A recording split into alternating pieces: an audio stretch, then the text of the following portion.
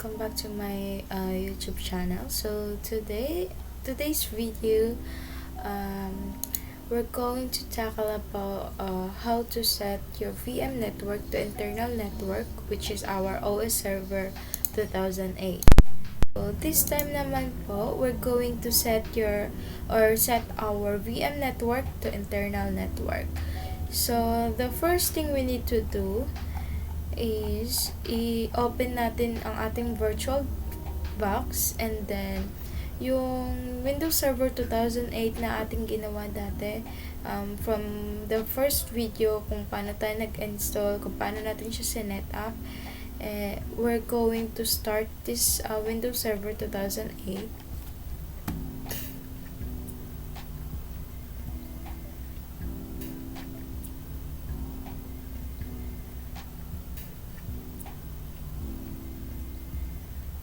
Then, after clicking our Windows Server 2008, after launching Windows Server 2008, the screen will display the first configuration task, which is this initial configuration task. So, we're going to click the Add Roles. Then, after clicking the Add Roles, we need to choose the DHCP server option from the server rules section of the add rule. So as you can see here, this is our DHCP server. You only need to click the next button below to move on to the next stage after selecting the DHCP server and making you the check which is yung checkbox natin na masi-select natin. And then click next. So, you need to have 2 IP addresses listed in your network connection. So, gagawin natin yan mamaya. So, click lang natin yung next for the next page. Then, as you can see here, ito na yung parent domain natin, which is yung ginawa natin nung nakaraan. And then, our preferred DNS server, which is our IPv4 address. So, kailangan ma-validate natin yan, or tama yung ano natin. So, we're going to add or edit the DHCP scopes. So, to add your scope name starting at and ending IP addresses. So, sa nakikita nyo dito, we're going to add or edit our DHCP scopes. So, kailangan natin i-fill up lahat. So, we need to put our scope name. For example, we have here the class A. And then, our starting IP address will going to be this one. And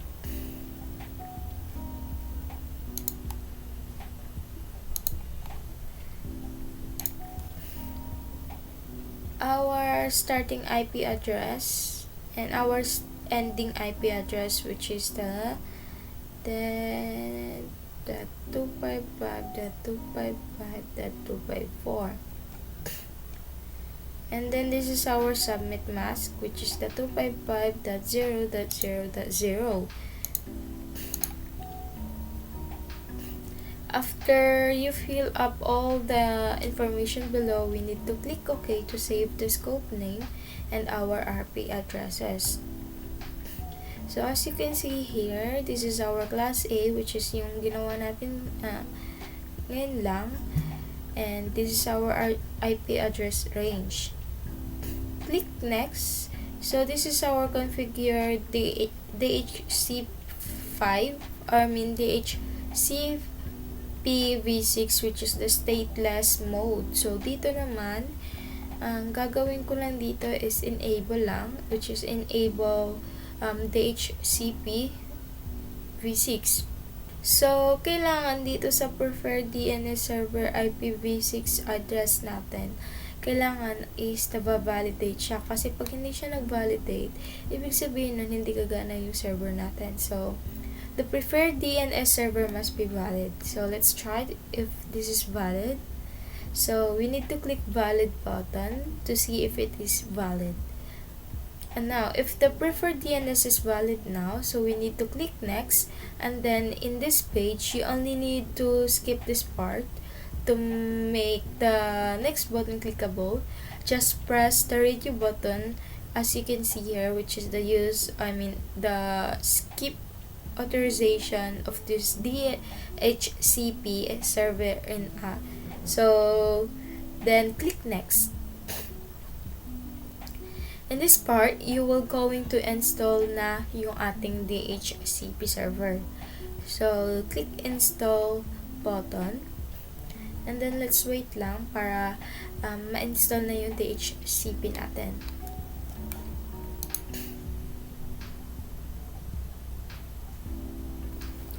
So today, our DHCP server is installation succeeded. So after installing the DHCP server, we need to go to start button of your home disk and then go to administrative tools. So as you can see at the right side, find the DHCP, tapos i-click natin yon.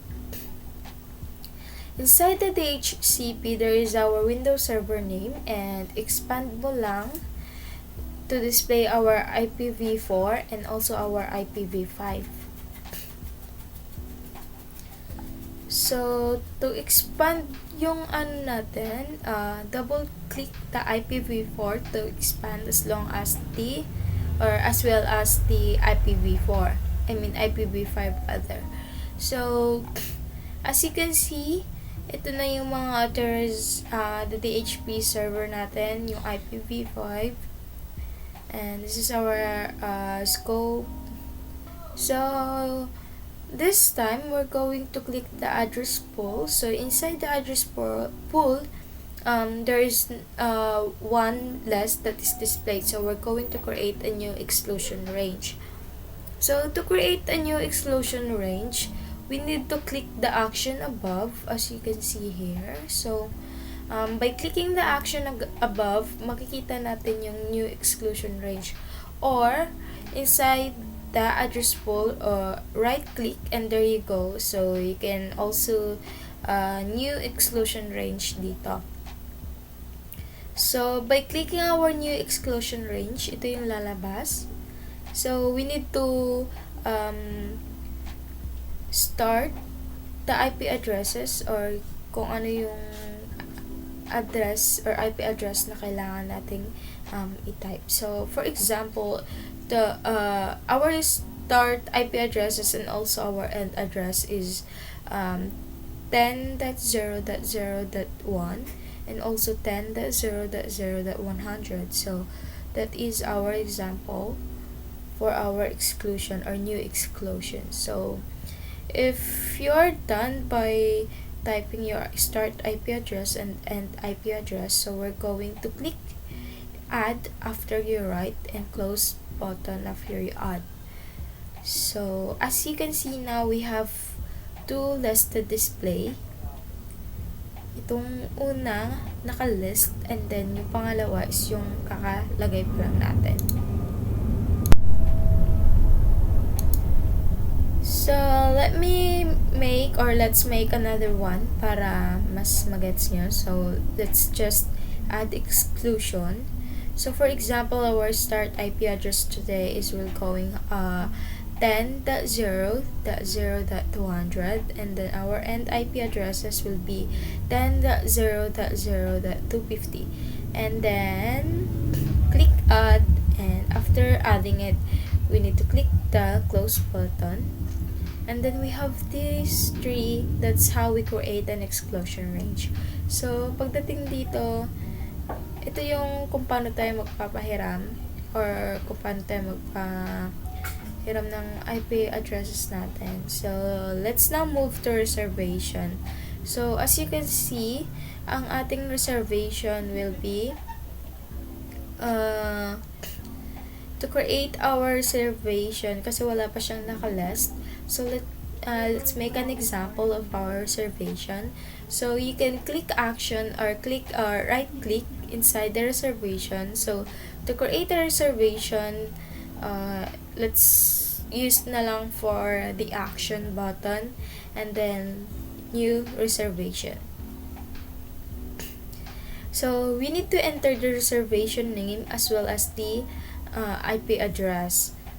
So we have here for the reservation name, for example, my laptop, which is I will put the name Rochelle's laptop. And then after putting your name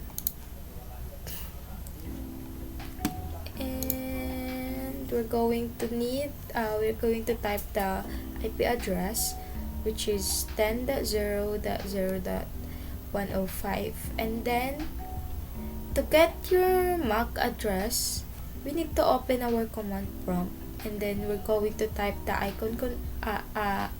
ipconfig/all, tapos enter lang natin. So this is the result of our ipconfig/all. So sa nakikita nyo dito, we need to find the address or the physical address and copy it. So to copy the physical address, select lang natin yung buong number na yon, and then we need to press the enter. Tapos after pressing the enter, you can now paste the physical address and MAC address. Then we need to click the button add. So dito nakikita natin paste na yung reservation natin. So that's how we create a reservation. So next naman, we're going to go to scope options. So we need to right click the 006 DNS server, and then as you can see here, it says that only scope option can be configured here. So we need to select the server option node and configure options, and then go to server options. Then inside the server options, you need to find the 006 DNS server. So after finding our DNS server, enter the IP address and click the button add. So for example, we have here the 8.8.8.8, and then if we're going to add this, as you can see, this is our IP address that you add. Nadi-display na siya below the old IP address. So let's create another one para mas maintindihan. So we're going to add another IP address. I am going to 8.8.4.4, and then okay lang natin. So after adding our IP address, there will be 3 listed displayed.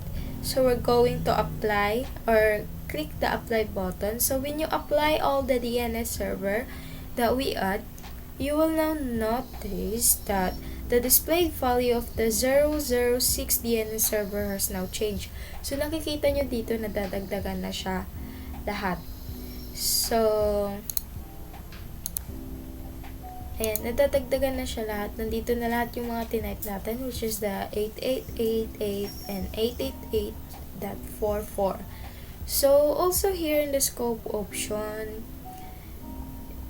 ito din, ganito din siya. So scope option din, may nabago din sa atin. Nadadagdagan din siya. And that is how we can add rules in the HP server or to set our VM network to internal server. So thank you for watching, and I hope may natutunan kayo to today's video. And that's all.